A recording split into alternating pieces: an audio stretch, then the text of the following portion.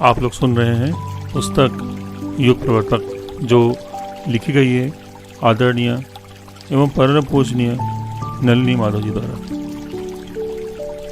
आज हम इस युग प्रवर्तक का तीसरा अध्याय पढ़ने जा रहे हैं, जो कि है आदर्श प्रशासक एवं व्यवसायी, पेज नंबर 17। लखनऊ में पढ़ाई के दौरान माधव जी का परिचय सुश्री लीला चटर्जी से हुआ।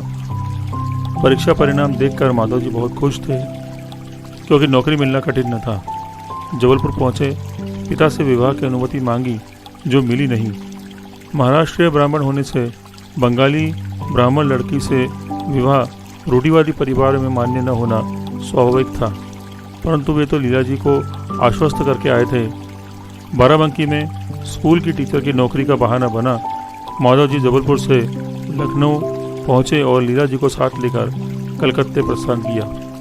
संघर्ष का रास्ता स्व प्रेरणा से अपनाया था। अनजान शहर, पास में कोई पूंजी नहीं, परंतु उनका व्यक्तित्व ही मददगार साबित हुआ। रहने को जगह मिली और रोजगार भी। आर्य समाज मंदिर में उनका विवाह हुआ। दैनिक विश्वमित्र में फोटो सहित विवाह की खबर छपी।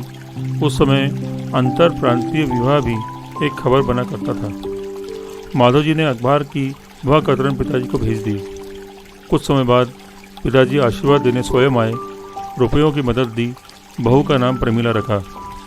बेटे की सुखी गृहस्थी देखकर बहुत खुश हुए। इंडियन शुगर सिंडिकेट लिमिटेड में 60 रुपये मासिक पर प्रथम नौकरी मिली। सन 1937 का जुलाई माह था। सेक्रेटरी मिस्टर फिट्जपैट्रिक इस नवयुवक की काम की लगन से प्रभावित हुए और 13 दिन बाद ही उन्होंने माधव जी को 20 रुपये की तरक्की के साथ अपना पीए नियुक्त कर लिया। सेक्रेटरी महोदय की कार एक्सीडेंट में मृत्यु हो गई और 8 माह बाद माधव जी ने नौकरी छोड़ दी। अगली नौकरी शुगर फैक्ट्री से ही संबंधित थी। ग्वालियर में कुछ समय रहना पड़ा और फिर डबरा में। 1.5 वर्ष की नौकरी की। कंपनी की वित्तीय स्थिति देखते हुए इसे राम राम कहना ही उचित समझा। इस बीच रेलवे का एक विज्ञापन देख आवेदन किया और उन्हें गार्ड की नौकरी मिल गई। झांसी में 6 माह का प्रशिक्षण और महोबा में प्रथम नियुक्ति। इस बीच माधव जी एक बेटे और बेटी के पिता बन गए। पुत्र मनोहर का जन्म 1938 में और बेटी मीनाक्षी का जन्म 1941 में हो चुका था। महोबा में बड़े हाथे का मकान था। एक गाय पालनी थी। बच्चों को गाय का दूध ही पिलाया जाता था। 3 साल यहाँ सुखी गृहस्थ जीवन बिताया। खेल का शौक भी यहाँ पूरा होता रहा। ईमानदार और परिश्रमी होने से अफसरों के चहीते बने, परंतु माधव जी इस जीवन से ऊब चुके थे। उनकी प्रतिभा यहाँ कुंठित होकर रह गई थी। कुछ करने के अवसर न के बराबर थे। पिताजी अक्सर आकर बेटे के पास महीनों बिताते। वे रेलवे से रिटायर हो चुके थे। इंदौर में मकान बनाकर रहने लगे। पुत्र की छटपटाहट को महसूस करते उन्हीं की प्रेरणा और आग्रह से माधव जी ने इस सरकारी नौकरी को भी अलविदा कहा। पत्नी और बच्चों के साथ पिता के पास इंदौर आ गए, परंतु इंदौर आने के बाद बदली परिस्थितियों ने उनकी गृहस्थी उजाड़ दी। आर्थिक अड़चनें, सामाजिक कारण और अहम आड़े आए और पति पत्नी ने अलग रहने का फैसला कर लिया। बच्चों को लेकर प्रमिला जी अलग हुई। कुछ समय बाद पुत्र मनोहर वापस आ गया।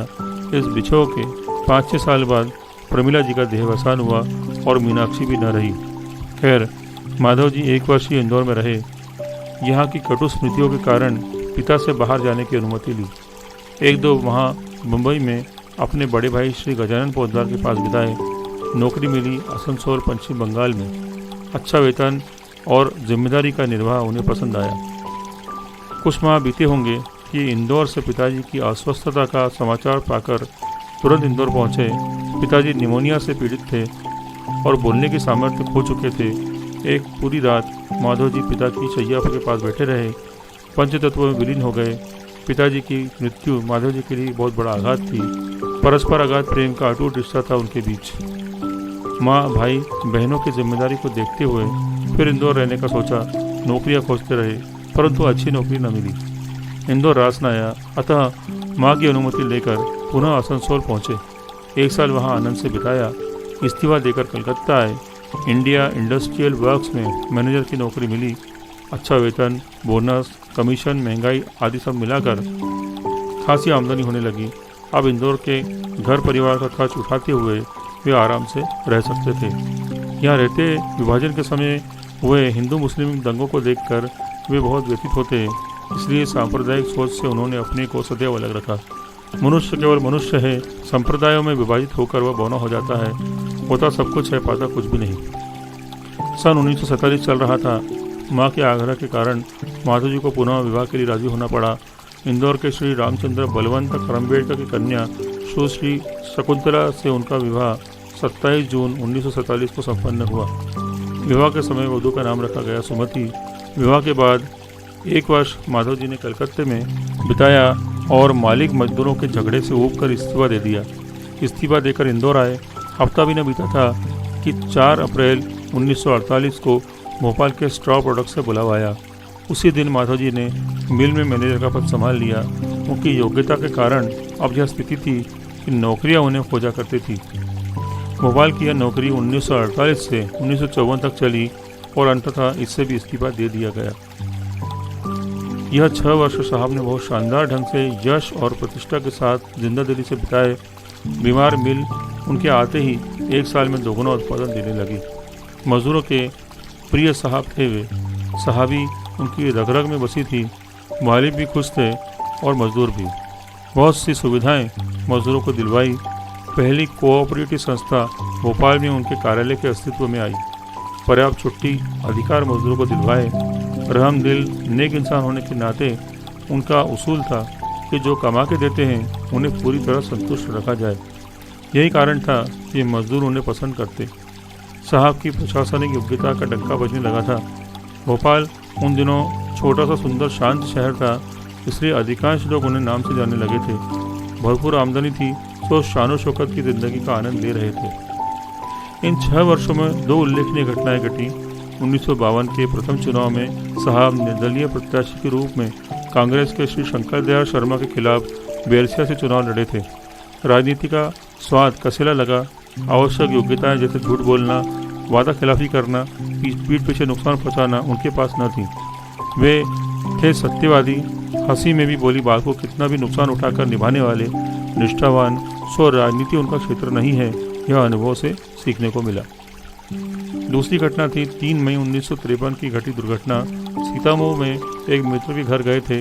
देर रात को वहां से लौटे। प्रातः मंदसौर के पास पुलिया से टकराकर 12 फुट नीचे कार गड्ढे में जा गिरी। कार चला रहे ड्राइवर गंगाराम की तो तत्काल ही मृत्यु हो गई।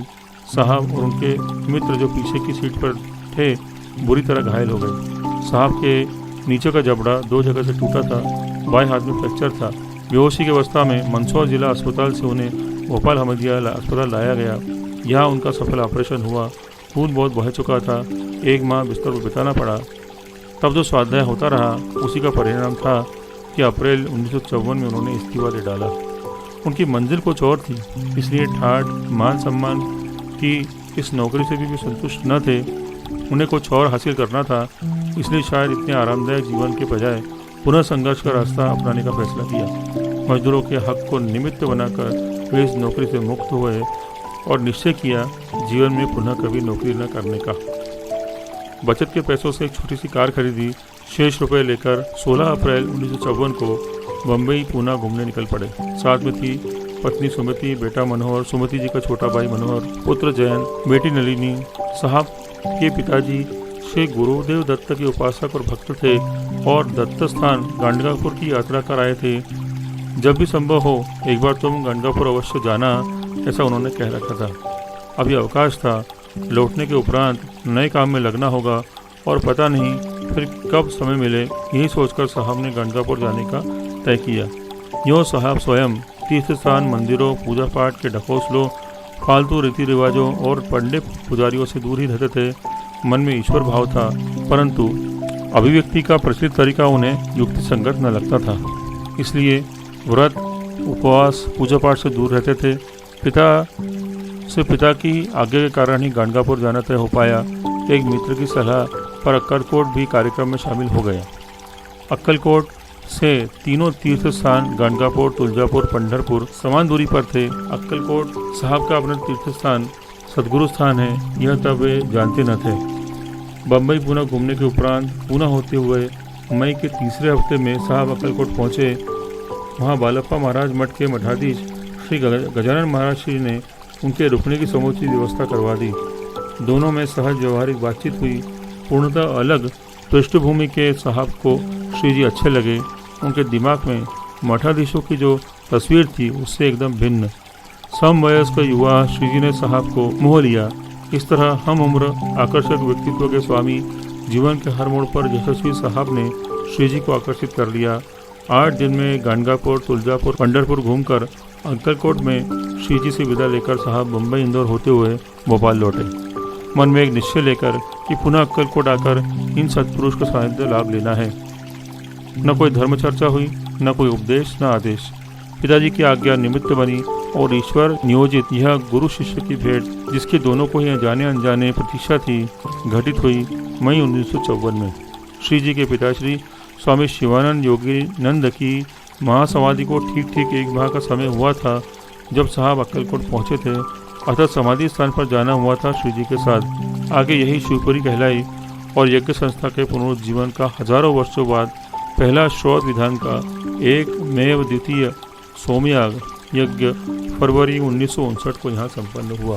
भोपाल ही आगे की कर्मभूमि थी, तो घूम फिर कर 2 माह बाद साहब भोपाल लौटे।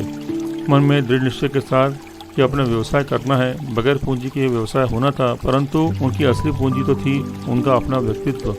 पिछले 6 वर्षों में उन्होंने काफ़ी शोहरत कमाई।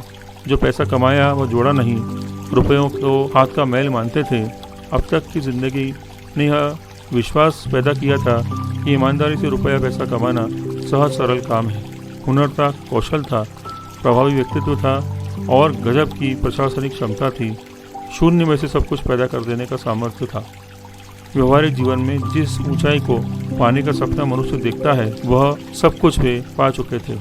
मजदूरों के इतने प्रिय रहे, भगवान तुल्य माई बाप उन्हें मानते थे। गरीब अमीर का भेदभाव नहीं मानते थे, सबसे इंसानियत का व्यवहार रखते थे। जो कमाया ठाठ से रहकर दूसरों की मदद में खर्च कर डाला। इंदौर के घर में पूरी आर्थिक और व्यवहारिक जिम्मेदारी सन 1946 ही उठा रहे थे। मित्रों, परिवारजनों में खुले हाथ खर्च किया। मकान बनाना या पैसा जोड़ना उन्हें अनावश्यक लगा। अब सिर्फ व्यक्तिगत साख के आधार पर बगैर पूंजी के 15 जुलाई 1954 को पोद्दार एजेंसी प्राइवेट लिमिटेड अस्तित्व में आई। परिश्रम करने में कोई कमी न थी। धीरे धीरे व्यवसाय जमने लगा। सन 1956 तक व्यवसाय अच्छी स्थिति में आ गया और हमीदिया रोड पर भोपाल टाकीज के ठीक सामने एक बड़ा सा शोरूम किराए पर ले लिया और उसी के ऊपर रहने का मकान भी। 1957 के 1 अक्टूबर को साहब इस मकान में रहने आ गए। पिछले 2 वर्षों में साहब ने सतत दौरे और मेहनत करके व्यवसाय को जमाया था। इसी के साथ साथ दूसरी ओर श्री जी से मुलाकात के बाद जो भाव परिवर्तन हुआ था उसका भी निरंतर विकास हो रहा था। जीवन में व्यवहारिक उन्नति को भोग चुके साहब के मन में आध्यात्मिक उन्नति की लालसा दृढ़ हो चुकी थी। बल्कि वो कह सकते हैं कि जन्म से ही जिसकी चाह अंतर मन में थी वह उपलब्धि होने का समय अब आ गया था। इसी बीच कुछ स्वप्न दर्शन हुए जिसमें स्वामी समर्थ महाराज श्री, जिनकी महासमाधि तो वर्षों हो चुके थे और जिनकी चौथी पीढ़ी में गजानन महाराज श्री जी थे, ने कुछ आदेश उपदेश दिए। अपने पिताजी के भी इस दौरान दर्शन होते रहे। मानो समाधान व्यक्त कर रहे हो। साहब ने अपनाए नए रास्ते का। गाणगापुर जाने के लिए निमित्त पिताजी ही बने थे और सद्गुरु स्थान पर पहुंचने पर मिल रहे थे। प्रथम अनुभव में भी उनकी उपस्थिति कुछ समय तक बनी हुई थी।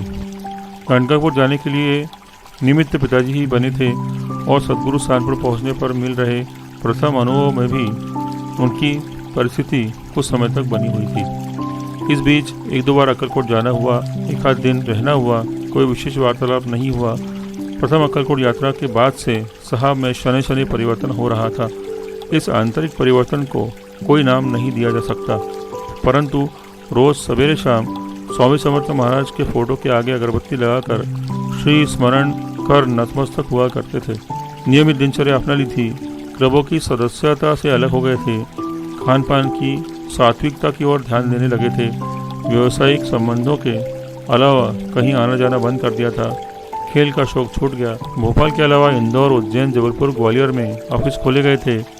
मध्य प्रदेश के सतत चलने वाले दौरों ने गाड़ी की हालत खस्ता कर डाली थी, इसलिए गाड़ी की पूरी मरम्मत के लिए मुंबई पहुंचना हुआ।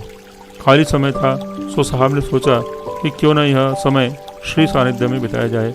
यह कशिश थी जो उन्हें अक्कलकोट ले आई। पूर्ण जीवन से मन भर चुका था, दुनियावी सुख देख चुके थे और अब ललक थी ईश्वरीय ऐश्वर्य देखने की और भोगने की, अर्थात साधक की साधना के लिए जो पार्श्वभूमि चाहिए वह बन चुकी थी। इसलिए ईश कृपा से समर्थ गुरु मिले।